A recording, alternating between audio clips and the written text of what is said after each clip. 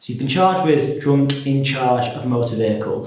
In this video, we'll have a think about what drunk in charge actually means, how it's defined, and also some of the best offences that you can argue if you've been charged with being drunk in charge, and then finally, the sentencing that you can expect if you're convicted. Please like, comment, subscribe. I do usually respond to comments if you've got any questions. And if you want any more information about the offence of being drunk in charge, then please get in contact with me. You'll find all our contact details on our website and also in the description of this video. So first of all, drunk in charge is an offence that you'll find under section 5(1)(b) of the Road Traffic Act 1988. And it's similar to drink driving, but the difference is that you weren't driving the vehicle at the time, or at least the police realised they can't prove that you were driving, so it's easier to charge you with being drunk in charge. It's a less serious offence, and that does make it a little bit easier to prove, because they don't have to prove that you were driving the vehicle. They only have to show that you were in charge, in control of the motor vehicle at the time. So let's have a think about some of the best offences that you can argue if you've been charged with being drunk in charge. The first, and I think the best offence that you could argue in a drunk in charge case, is that you had no intention of driving the vehicle. Now the burden falls on you to demonstrate on a balance of probabilities with the right kind of evidence that you had no intention of driving the vehicle, and therefore there was no likelihood that you would have driven. Now you might think, well, how do I prove what my intentions were? It's not as difficult as you might think. You can get a statement from family members or friends, anyone who can comment on what your intentions were that night, what was the plan that evening or that day, and that can be useful evidence to put forward. But remember, you can also give evidence in court about what your intentions were and about what you planned to do that evening. So you can tell the court that I had no intention of driving the vehicle. And if you come across well in court and you sound credible and you're descriptive, the magistrates can choose to accept your evidence over anyone else's. So that's a really good argument that you can put forward, that you had no intention of driving the vehicle.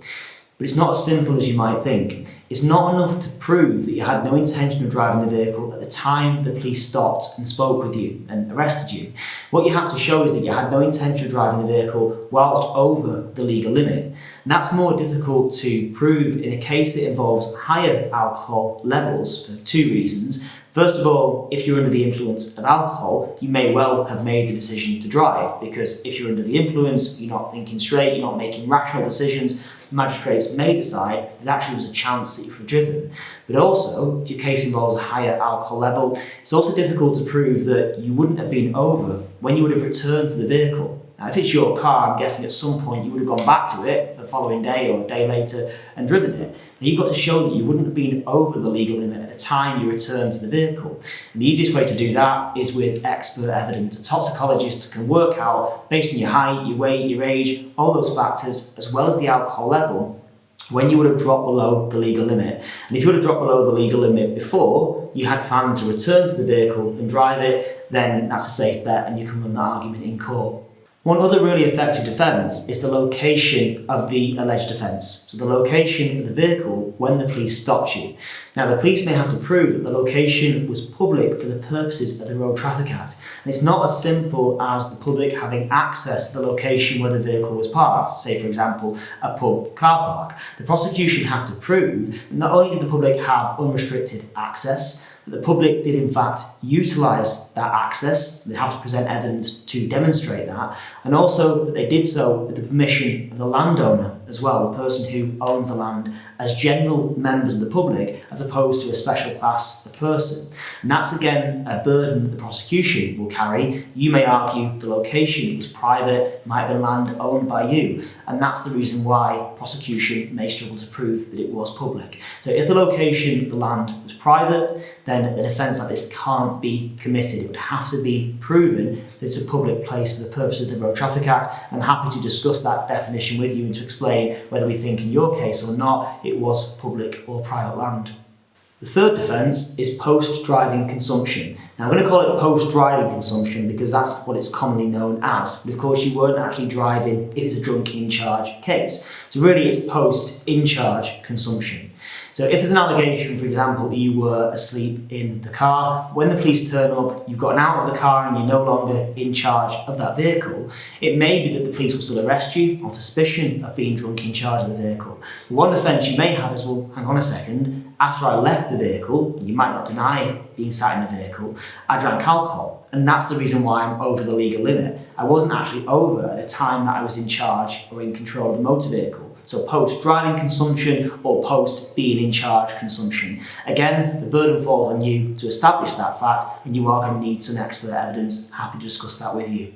So let's say you were in charge of the vehicle, the police can prove that you were in charge, you can't demonstrate that you had no intention of driving the vehicle, and the location was public. Does that mean you're going to be convicted of the offence? Well, no, because there are other defence arguments that apply, and I do discuss these arguments in other cases. More generally, the procedure at the police station when taking that sample from you, or the hospital, if you happen to have been taken to the hospital, the reliability of the result, so can the prosecution prove that's a reliable breath, blood, urine reading, and have they got the evidence to back that up, and also disclosure. We talk a lot about disclosure in these kind of cases because it seems to me that the prosecution pay a lot less attention to motoring cases than they might do more serious cases that they're dealing with. They get pushed to the back of the queue, evidence is often served late, court directions and deadlines aren't complied with, and that can mean that the evidence is then not admissible. So the court exclude it and you wouldn't be convicted. So disclosure plays a massive part in offences like these. You might be, by all accounts, guilty of the offence, you may accept that you committed a crime,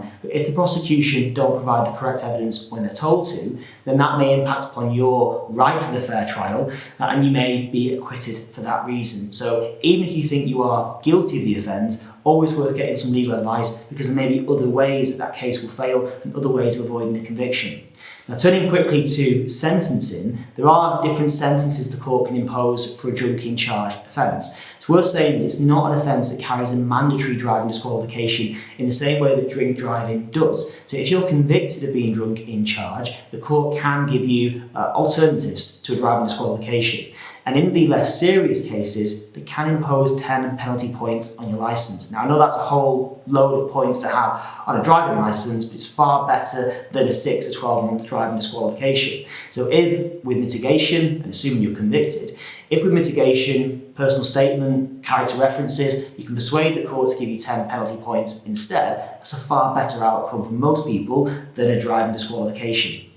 If the case is too serious, the court can impose a driving disqualification for a drunk in charge offence, but you'll find that disqualification is going to be shorter than a drink driving case, generally 6 to 12 months. And alongside the driving disqualification, they can impose either a fine, so a financial penalty, community service, or prison in the most serious type of drunk in charge offence. Now, for obvious reasons, that's less likely in drunk in charge cases because they are less serious by virtue of the fact that you weren't driving. That doesn't mean to say you can't go to prison for an offence like this. They'll look at any aggravating factors, the seriousness of the case, and any previous convictions as well. But you can get 10 points, you can get a driving disqualification.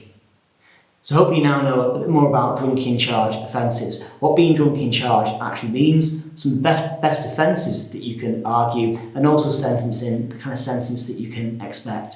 I will put a copy of the sentencing guidelines as well in the description of the video so you can take a look at them, and any further questions, please get in touch. Feel free to comment on the video. I always try and respond to comments, and I should say that any of our initial advice is always free of charge. You'll find our contact details below.